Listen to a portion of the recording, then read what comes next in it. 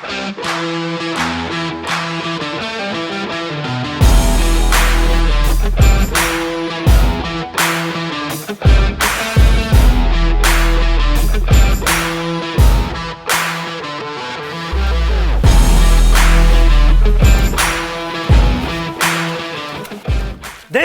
is the all-new Alcazar.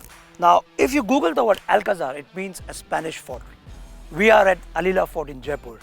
It's definitely trying to rock some forts. The architecture has been inspired from a fort. The segment that is trying to rock has MG Hector, has Tata Safari 7-seater, has a couple of more around them. The design. From the front, it looks very, very neat. Yes, the design looks familiar to you. Yes, I would say that. It reminds you of Creta. Of course, you can't take that away from there. It is an extended Creta. This is the rear. The design of the rear again is camouflage, of course. I know it's suffocating, but somehow you can make out how well it is well positioned. The boot space, I'm not allowed to open, but the boot space with all the seats up can still hold the luggage for you. And the seats on the third row is something which is exciting because it is not as amputated as some other cars in the segment. So it has got some decent leg room even in the third row. Not very big, but it's about decent enough.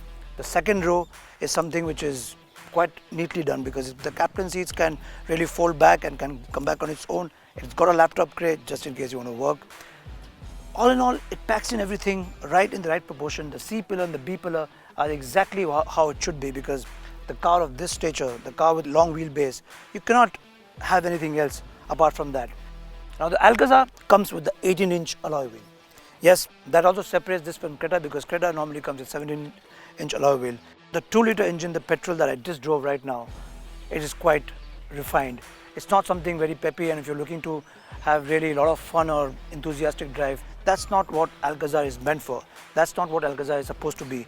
It's actually supposed to be a car which can take 6 people comfortably from point A to point B without blinking an eye. That's how it's supposed to be, and that's what it does the job very well because the road that we drove, it had tarmac, it had some sort of a rough patch, so it evened out. So that shows that the suspension over here is also equally good. From the side, there are these cuts here and there's bends here which will make it look more interesting. Right now it looks kind of boring, but it is from the side also quite a decently well packaged design car. Now Alcazar, the design elements has been really inspired from a lot of architecture, a lot of fortress. So it has those elements. We have to wait for the wraps to come off. Until then, we also can't say much. But the interiors, all I can say is a very refreshing one. You'll be surprised when you see that. Again, it will remind you of Creta from every aspect, but it is something different.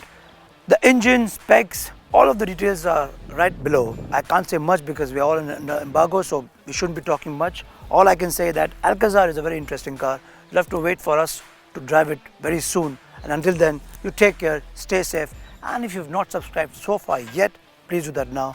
Let me go back to inside where I'll be relishing the Alcazar even more.